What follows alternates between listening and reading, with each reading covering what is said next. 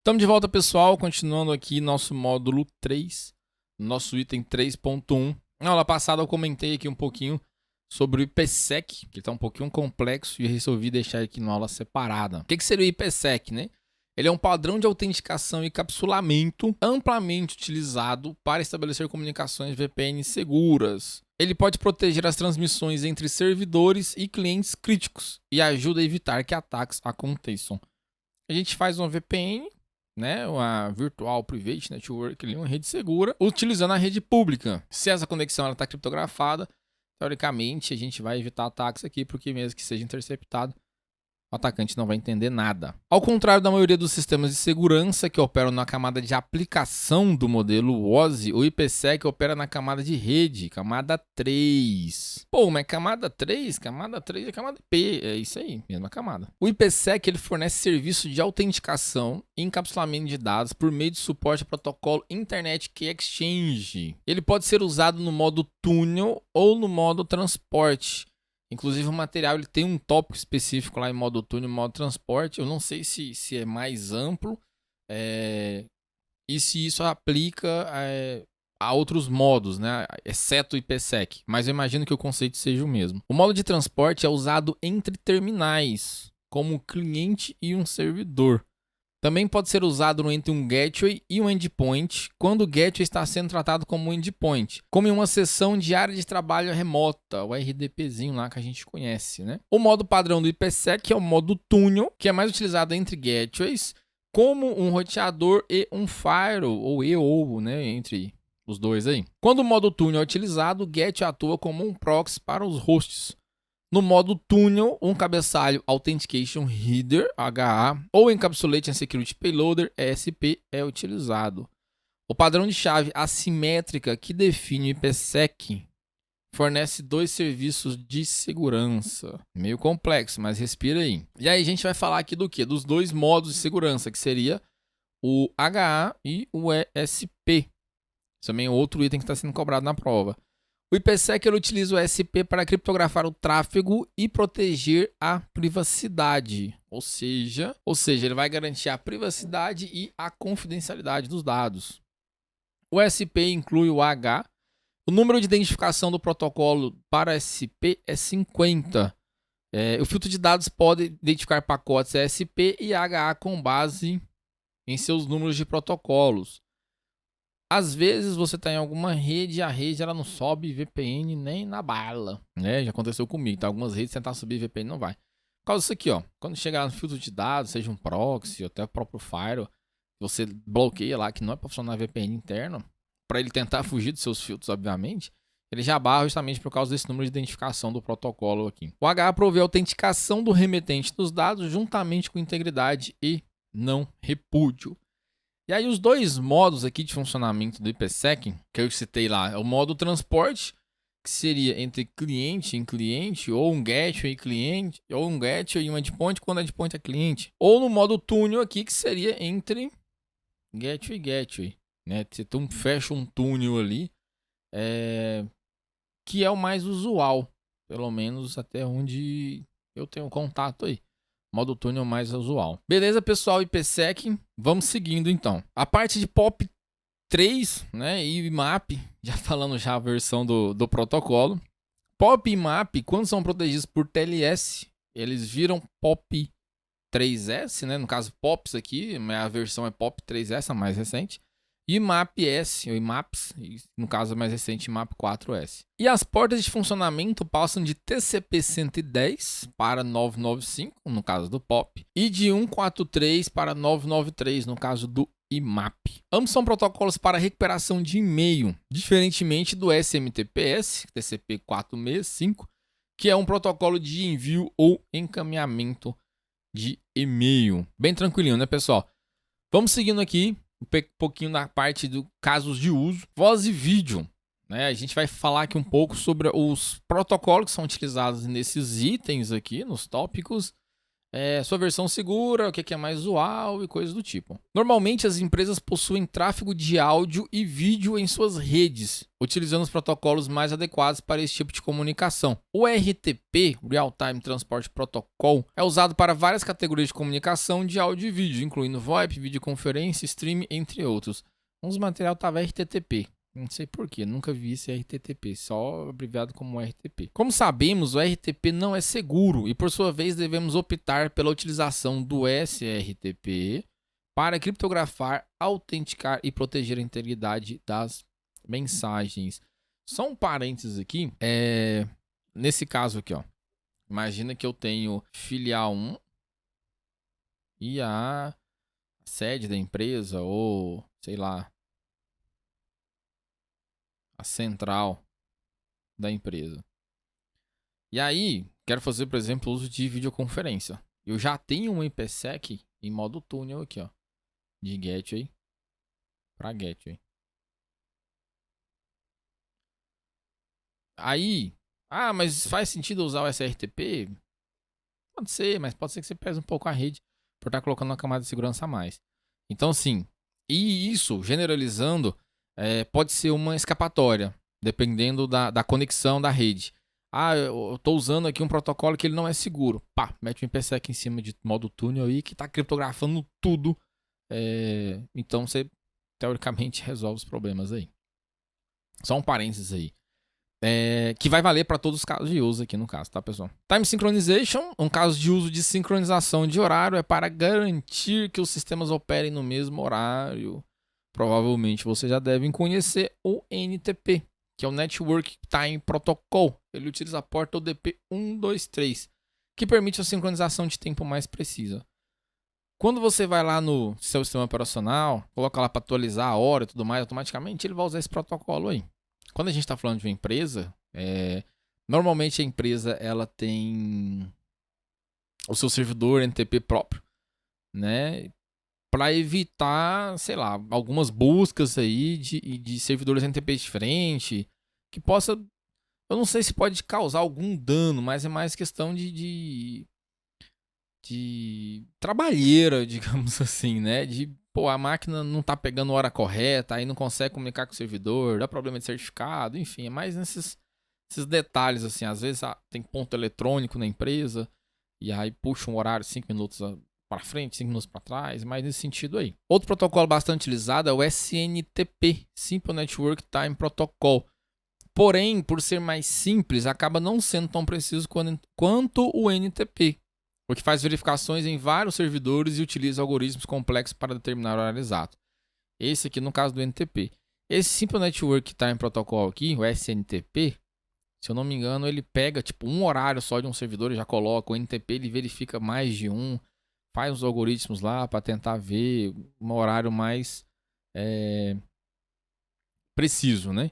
E apesar de mesmo o NTP ele não sendo seguro, como eu disse, algumas empresas elas sobem ali o seu servidor interno para teoricamente ter mais controle disso daí. Para não ter tanta interferência externa, né, de servidor externo, de ficar dependendo de servidores externos. Apesar também de ter servidores específicos de NTP e são seguros, né? Mas enfim, você tem o controle interno ali, teoricamente mais seguro, pelo menos espera-se. E-mail e web. Os casos de uso de e-mail incluem transmissão, transferência e gerenciamento de e-mails. Os casos de uso da web incluem fornecimento de acesso à internet, acesso seguro à internet e o fornecimento de acesso a servidor web para clientes externos.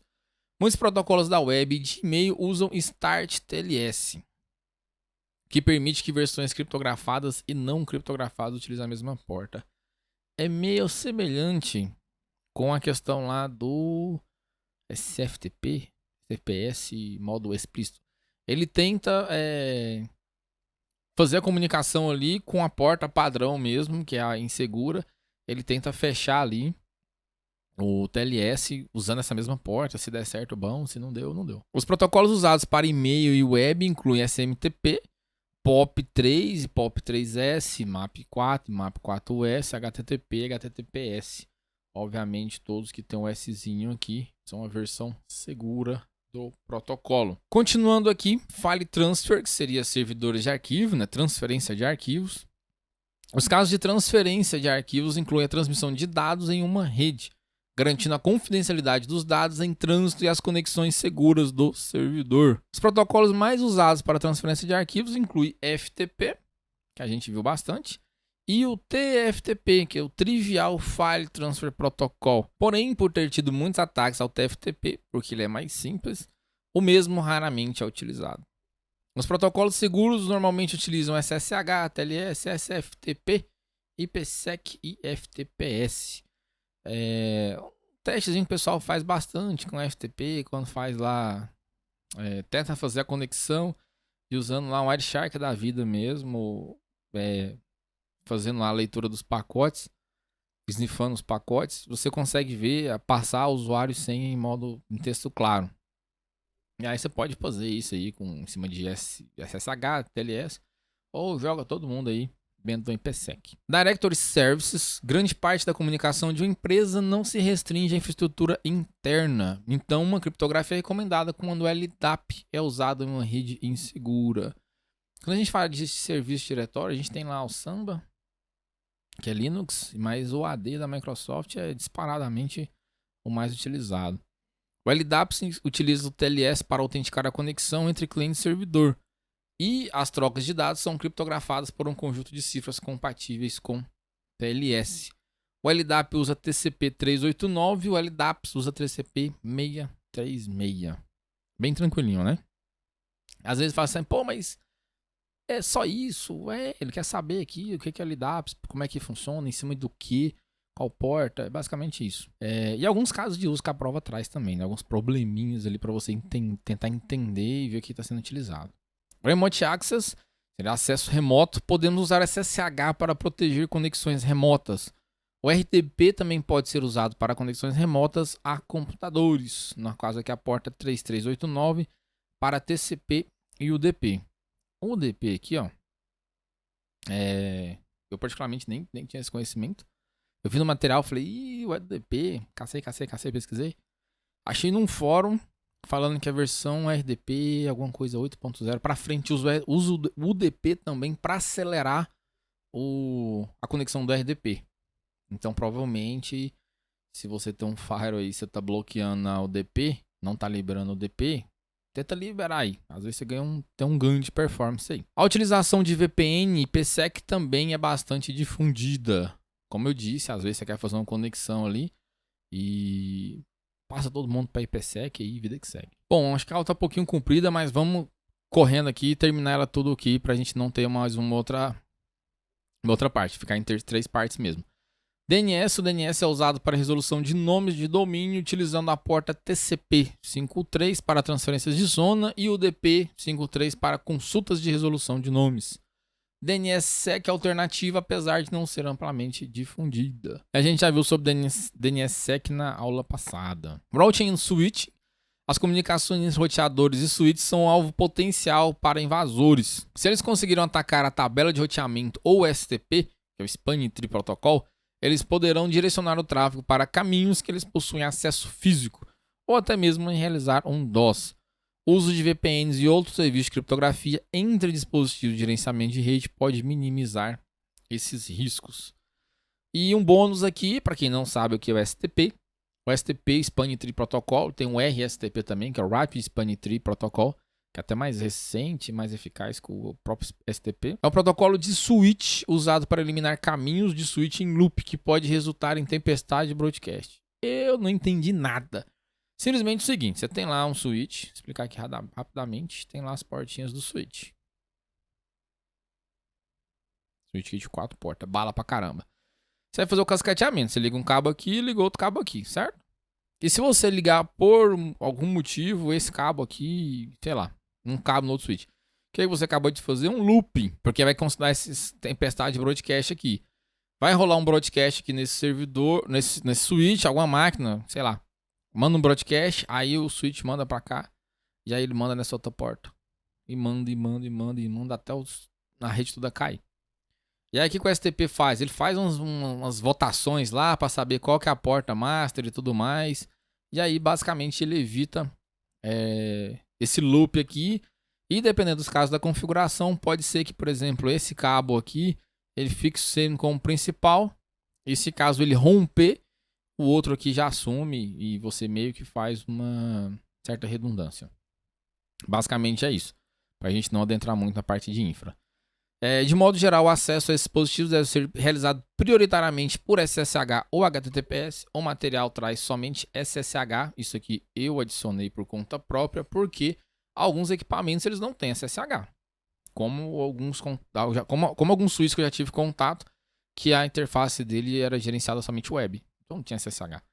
Evitando o Telnet, né? Sofrimento, usar isso aqui totalmente inseguro.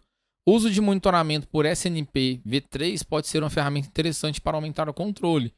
Você faz o monitoramento de o que está acontecendo com o seu equipamento, obviamente você vai ter ali uma maior visão sobre o seu ambiente também. Network Address Allocation. Alocação de endereços é um processo de atribuição de endereços IP para os equipamentos em uma rede.